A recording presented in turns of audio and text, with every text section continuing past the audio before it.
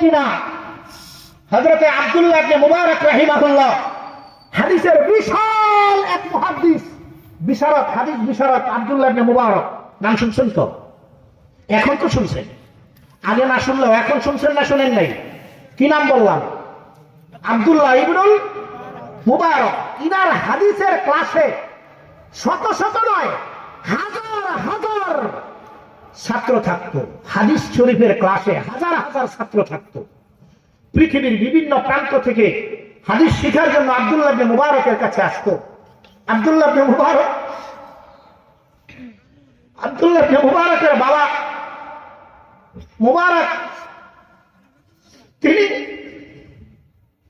কেমন ছিলেন ব্যক্তিটা?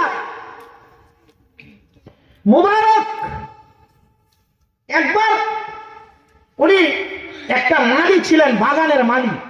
বাগানের মালিক না, বাগানের মালি, বুঝলেন? মালি যে কাজ করে, দেখাশোনা করে, একটা বাগানকে দেখাশোনা করে। আমাদের দেশের অনেক মানুষ সৌদি আরব যায়, মাজরা কি বলেন, বিভিন্ন বাগান পরিদর্শন, পরিপাটি করে, দেখাশোনা করে, ইসালি দেয়, বুঝছেন তো? এটা মালি। হযরত আব্দুল্লাহ ইবনে মুবারকের বাবা মুবারক তিনি একটা বাগানের মালি ছিলেন। ওই বাগানটা হয়তো আপেল অথবা আঙ্গুর অথবা এই জাতীয় কোন ফলের বাগান ছিল। এর মালিক একবার আসছে, আইসা বাগানটা ঘুরছে। তারপরে আব্দুল্লাহ ইবনে মুবারকের বাবা মুবারককে বলল, মুবারক তুমি আমার বাগান চর্চা করো, পরিচর্যা করো, যাও একটা মিষ্টি ফল নিয়ে আসো তো। গেছে, মিষ্টি কোনটা পাবে এটা তো তিনি জানে না। একটা ফল আনছে, পুরা টক। মালিকে চাইছে একটা মিষ্টি ফল, আল্লাহ দিলে তুই টক, যা তোর চাকরি ক্যান্সেল করে দেবে। ধমক লাগে। আচ্ছা আরেকটা আনছে, সেটাও টক, মিষ্টি না। এবার খুব রাগ দিয়ে ধমক দিয়েছে। তখন মুবারক রাহিমাহুল্লাহ বলেন, মালিক আমি আপনার মালি, আপনার বাগানের মালিক, আমার একটা কথা কি আপনি শুনবেন? আমার কথা বুঝতেছেন? বুঝতেছেন? কষ্ট হইতেছে আপনাদের? কষ্ট হইতেছে? শেষ করবো? হযরত মুবারক রাহিমাহুল্লাহ বলেন, আমার একটা কথা কি আপনি শুনবেন? বলো না, তুমি কি বলবা? বলেন যে মালিক, আমাকে আপনার বাগানের ফল খাওয়ার জন্য আপনি কি আমাকে নিয়োগ দিয়েছেন, নাকি আপনার বাগানের ফলগুলো পরিচর্যা দেখাশোনার জন্য আমাকে নিয়োগ দিয়েছেন? হ্যাঁ বাবা, তোমারে তো আমি নিয়োগ দিয়েছি আমার বাগান দেখাশোনার জন্য, আমাকে খাওয়ার জন্য বলেন নাই। আমি আপনার বাগানের 5 বছর যাবত আমি আপনার বাগান পরিচর্যা করছি। আপনার বাগানের ফল কত গাছের নিচে পড়ে থাকে, আজ পর্যন্ত একটি ফল আমি খেয়ে দেখি নাই। যেহেতু আপনি আমাকে খাওয়ার জন্য রাখেন নাই, খাওয়ার অনুমতি দেন নাই, আমাকে পরিচর্যার জন্য রেখেছেন, তাই আমি পরিচর্যা করছি। আমি খাই না, আর না খাইলে কোনটা মিষ্টি আর কোনটা টক এটা কি আমি বুঝতে পারবো? এবার মালিক চোখ খুলে গেছে। তাই নাকি বাবা, তুমি খাও নাই? তাহলে তো তুমি খাও নাই কেন বলো তো? তো বলে যে আপনি দেখবেন না তো এরকম তো এটাকে নির্দেশ দেওয়া লাগে, যেগুলো পয়রা যায় এগুলো তো খাইতে পারতে। না না না, পয়রা যায় তো এটা খাবো কিভাবে? আমার তো অনুমতি নাই। অনুমতি লাগে নাকি? আমি কি এখানে আসি নাকি? আমি কি দেখবো নাকি? তুমি যদি সবগুলো খেয়ে ফেলো তাও তো আমি জানবো না, আমি তোমাকে গালি দেবো কেন, বকা দেবো কেন? তুমি খাইতা। তখন মুবারক রাহিমাহুল্লাহ বলেছিলেন, আপনি তো নাই আমার মালিক, আপনি তো বাগানে নাই, এটা তো আমিও জানি, কিন্তু আমার রব, আপনার রব আল্লাহ দেখবেন না। আপনার দৃষ্টি ফাঁকি দিতে পারি, কিন্তু আল্লাহর দৃষ্টিকে ফাঁকি দেওয়ার কোন সুরত আছে নাকি? তাই তো আমি খাই নাই। এবার ওই মালিকে চিন্তা করছে, যা পাইছি তো এবার খাই। তুই খাইস না কেন? অপরাধ করেছিস, চল এবার তোর শাস্তি দেব। কি শাস্তি দিবেন? দেন শাস্তি, যা দেন, দুনিয়াতে শাস্তি দেন, পরকালের শাস্তি থেকে যেন মুক্তি পেয়ে যায়। তাই নাকি? চল তোর কাছে এবার বলি, তুই আমার কাছে ঘরে একজন অন্ধ, একজন ল্যাংড়া, লুলা বুঝেন তো, একজন বয়রা, কয়টা গুণ? 3টা। একজন অন্ধ, ল্যাংড়া, আবার বোবা। বোবা মানে অনেক কথা বলতে পারে, ওর নাম বোবা, কথা বলতে পারে না। এই 4 গুণের একজন মেয়ে আছে আমার ঘরে। তুই যে অপরাধ করেছিস, এই অপরাধ থেকে মুক্তির জন্য আমার এই 4 গুণের মেয়েটা তোর বিয়ে করতে হবে। হযরত মুবারক রাহিমাহুল্লাহ বলেন, আমার সাথে যেহেতু আমি অপরাধ করেছি, আমি আমার মালিকের কাছে অপরাধী, দুনিয়ায় অপরাধ করেছি, দুনিয়ায় আমার শাস্তি ভোগ করতে হয়, আরো শাস্তি ভোগ করব, আল্লাহর আদালত থেকে যেন আমি মুক্তি পেয়ে যাই। এই আশায় বলছেন ঠিক আছে। বিবাহ হইছে, না দেখে বিবাহ হইছে। বিবাহের পরে যখন বাসর রাত্রিতে গেছেন, বাসর ঘরে যাইয়া দেখে অতি সুন্দরী, অতি রমণী, কথা বলতে পারে, চলাফেরা করতে পারে, সব 4 গুণের একটাও নাই। কি ব্যাপার? আর ওইখান থেকে বের হয়ে চলে আসছে, আমি তো এই মেয়ে বিয়ে করি নাই, এটা তো আমার বিবি না। কি জন্য আসছ? ব্যাখ্যা দিয়েছে, বোবা মানি সে কথা বলতে পারে না, মানি প্রাপ্তবয়স্ক হওয়ার আগের থেকে নিয়ে ভিন্ন কোনো পুরুষের সাথে আমার মেয়ে কোনো কথা বলে নাই। সে বয়রাকার, মানি সে প্রাপ্তবয়স্ক হওয়ার আগের থেকে নিয়ে অদ্যাবধি সে কোনো ভিন্ন পুরুষের কথা তার কানে শুনে নাই। এই ব্যক্তিটা, আমার মেয়েটা ভিন্ন কোনো পুরুষের দিকে তাকাইয়া দেখে নাই, তাকায় নাই, এই জন্য অন্ধ বলেছি। ঘর থেকে বের হয়ে মার্কেটে, হাটে বাজারে আমার মেয়েটা যায় নাই, এজন্য বলেছি সে ল্যাংড়া। তাই নাকি? বিবাহ হয়েছে। এই মুবারক রাহিমাহুল্লাহ এবং তার বিবি এরকম যুবতী মুত্তাকি একজন নারী, তার কাছ থেকে যেই সন্তান হয়েছে, পুরা বিশ্ব বরেণ্য হাদিস বিশারদ আব্দুল্লাহ রাহিমাহুল্লাহর জন্ম। যেই আব্দুল্লাহ 1টি নয়, 2টি নয়, 100 নয়, 200 নয়, 1000 নয়, 2000 নয়, 1 লক্ষ নয়, 2 লক্ষ নয়, 10 লক্ষ হাদিসের হাফেজ ছিলেন। 10 লক্ষ হাদিসের কি ছিলেন? হাফেজ ছিলেন। কেমন ছিল মা? কেমন ছিল মা? ও আমার মা বোনেরা, আপনি আপনার কন্যাটাকে, আপনার সন্তানটাকে দুধ খাওয়ানোর সময় মোবাইল অন করে, ইন্টারনেট অন করে বিভিন্ন ধরনের ফিল্ম, উলঙ্গ ফিল্ম আর ডান্স দেখতে থাকবেন। এই অবস্থায় আপনার সন্তানকে আপনার বুকের দুধ খাওয়াবেন, আপনার সন্তান আল্লাহর ওলি হয়ে যাবে। মুহতারাম দোস্ত, বলেছিলাম শুরুতে, খাজা মঈনুদ্দিন চিশতি রাহিমাহুল্লাহ এক মজলিসে, খাজা মঈনুদ্দিন চিশতির এক বয়ানে, এক জায়গায় 30,000 কাফের মুসলমান হয়ে গেছে। আয়েশা যখন বলছেন মার কাছে, মাই বলে, বেটা এটা তোর কি কারামতি, তোর কোনো কিছু না, এটা সব আমার। কি বলেন মা? আপনার আমার বয়ানে মুসলমান হয়েছে, আপনি কোন আপনার? হ্যাঁ বেটা, তুই যখন জন্মগ্রহণ আমার গর্ভে আসছিস তখন থেকে নিয়া তুই যতদিন বুকের দুধ পান করেছিস, এতদিন পর্যন্ত আমি কখনো বিছানায় শুইয়া ঘুমাই নাই।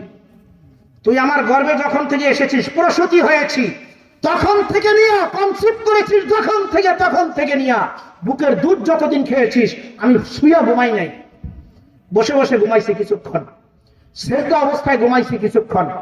তুই ভূমিষ্ঠ হওয়ার পরে তোর দুধ খাওয়া লাগছে, আমি জায়নামাজে বসে ওযু কালাম বানাইয়া ক্যাবলামুখী হইয়া তারপরে আমি চোখে আমার বুকের দুধ পান করিয়েছি। বেটা, আমি এই কষ্ট করেছি মা হয়ে, যার কারণে তুমি বড় হওয়ার পরে বয়ান করছো, এক বয়ানে 30,000 কাফের মুসলমান হয়ে যায়।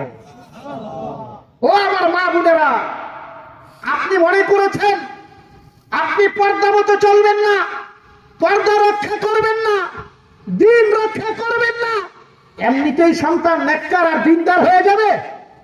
একজন সন্তান নেককার, দিনদার, আল্লাহর ওলি হওয়ার জন্য বাবাকে হারাম থেকে বাঁচতে হয়। রাসূলুল্লাহ সাল্লাল্লাহু আলাইহি ওয়াসাল্লাম, বুখারী শরীফ, মুসলিম শরীফের হাদিস। আমি শেষ করে দিচ্ছি। কয়টা বাজে? আপনারা কষ্ট পেতেছেন? এই হাদিস শরীফটা শুধু বলবো কিনা? কয়টা বাজে? 10:30। আচ্ছা, 10:30 পর্যন্তই ছিল বা কিছু আপনারা কষ্ট পাবেন এটা শেষ করলে? বলবো মদিনার বাজারে রাসূলুল্লাহ গেছেন, কাঁচা মালের আড়ত আছে না, চাউলের আড়ত আছে না নাই, গমের আড়ত, এই দোকানে ঢুকছেন।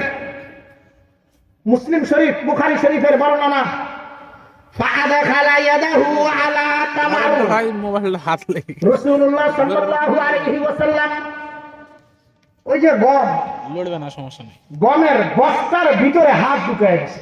কি ঢুকায় দিয়েছেন? হাত বাইর করলেন। ফাওয়াজাদা ফীহি বালালা, হাতটা ঢুকাইয়া বের করলেন, দেখেন গম হলো ভিজা। গম কি ভিজা? ব্যবসায়ী ব্যক্তিকে রাখলেন, ব্যবসায়ীকে, এই গমের মালিককে আসলো ব্যক্তিটা জিজ্ঞাসা করলেন কি ব্যাপার, উপরে শুকনা ভিতরে কেন ভিজা?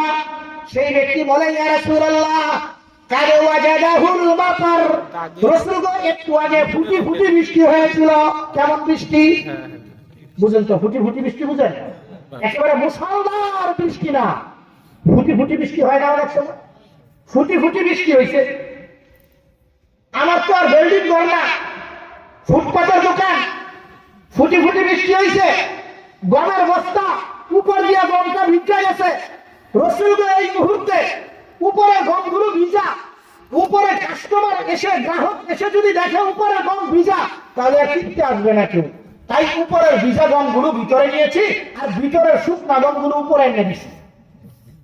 কথা বুঝেন নাই? বুঝেন নাই কথা? রাসূলুল্লাহ বলেন,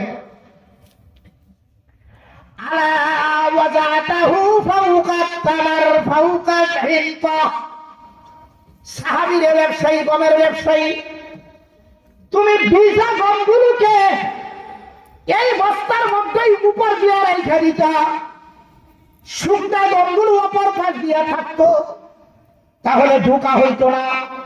বুখারী শরীফের বর্ণনায় রাসূল বলেন, শুনে রাখো, মান গাশশানা ফালাইসা মিন্না, শুনে রাখো, তুমি উপর দিয়ে ফুটি ফুটি বৃষ্টির কারণে এই যে গমের উপর দিয়ে ভিজলো, ভিজাটা ভিতরে দিলা, আর ভিতরের শুকনা গমগুলো উপরে উঠাইলা, এর কারণে গ্রাহককে তুমি ধোঁকা দিলা।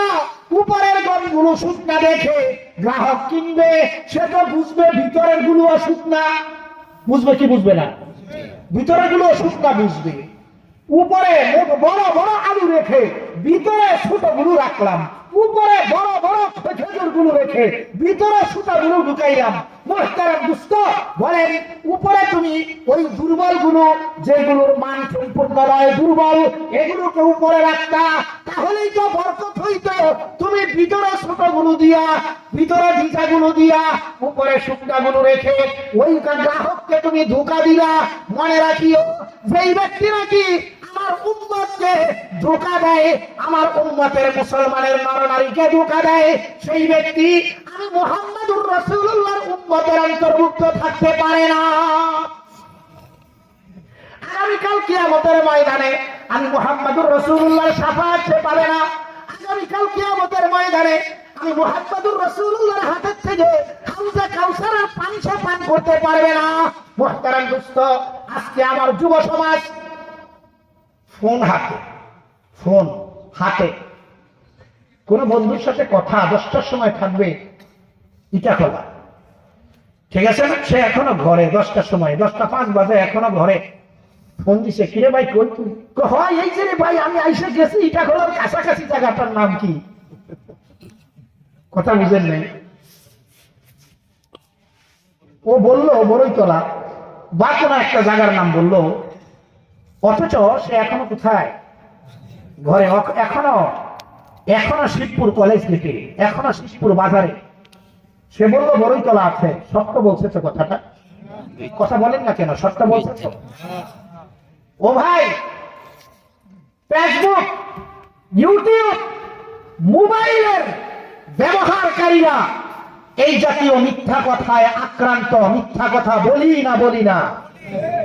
যদি বলি তাহলে এটা ধোঁকা দেওয়া হলো কি হলো না? যুবক, ধোঁকা দেওয়া হলো কি না? আরো কত ধরনের ধোঁকা দেওয়ার পদ্ধতি আমি এই মুহূর্তে বলতে চাচ্ছি না। রাসূলুল্লাহ বলেন, মান গাশশানা ফালাইসা মিন্না, যে ব্যক্তি আমার উম্মতকে ধোঁকা দিবে সে আমার উম্মত না। সে আমার হাতে হাউজে কাউসারের পানি পান করতে পারবে না, সে আমি মুহাম্মদুর রাসূলুল্লাহ শাফাত পাবে না। রাসূলুল্লাহ শাফাত পাইতে কে কে চান বলেন তো, কে কে চান রাসূলুল্লাহ শাফাত কে কে পাইতে চাই? আল্লাহ তুমি সবাইকে নসিব করে দাও, আয় আল্লাহ তুমি সবাইকে নসিব করে দাও। আল্লাহ অতীত জীবনে ভুল করেছি, মৃত্যু পর্যন্ত তোমার হাবিবের সুন্দর তরিকায় জীবন যাপনের তৌফিক দান করো। নামাজ রাতটা অনেক হয়ে গেছে, 5:30টায় সন্ধ্যা হইছে, এখন 10:30টার উপরে বাজে, তাহলে কমপক্ষে 5 ঘন্টা রাত্রে গেছে। রাত্রে কয় ঘন্টা গেছে? আর বয়ানের দরকার না, আমি আপনাকে বুঝাইতে চেয়েছি রাসূলুল্লাহর সুন্নত তরিকা হইলে আল্লাহর ওলি হওয়া যাবে। আমানত দাঁড়ি খেয়ানত নয়, আমানত রক্ষা করলে মুহতারাম দোস্ত, তাহলে আল্লাহ পাকের কাছে বহু পুরস্কারে পুরস্কৃত হতে পারবো। এই আমানত রক্ষা করে চলার চেষ্টা করবো তো ইনশাআল্লাহ। ইনশাআল্লাহ। আল্লাহ পাক আমাদের সকলকে তৌফিক দান করুন। আলহামদুলিল্লাহ, আজকের মাহফিল এরকম ভাবে আরো যে মাহফিল গুলো হয়, এটা 3য় বার্ষিক, 3 বছর যাবত আপনারা শুরু করেছেন। আলহামদুলিল্লাহ, আমরা হয়তো টুটাফাটা আলোচনা করেছি, মুফতি সাহেব আলোচনা সারগর্ভ আলোচনা করেছেন, আরো অনেকে আলোচনা করেছেন, একেবারে খাঁটি খাঁটি মাসআলাগুলো আলোচনা করেছেন। কি বলেন, এরকম মাহফিল গুলো হওয়া ভালো না খারাপ? ভালো। আলহামদুলিল্লাহ, আমার যুব সমাজকে মুবারকবাদ, তাদেরকে আলহামদুলিল্লাহ মুবারকবাদ। আল্লাহ পাক আপনাদেরকে এরকম মাহফিলের ইন্তজাম করে আমাদের পুরো সমাজটাকে সুন্নতি সমাজে পরিণত করার ব্যবস্থা আল্লাহ পাক যেন করে দেন।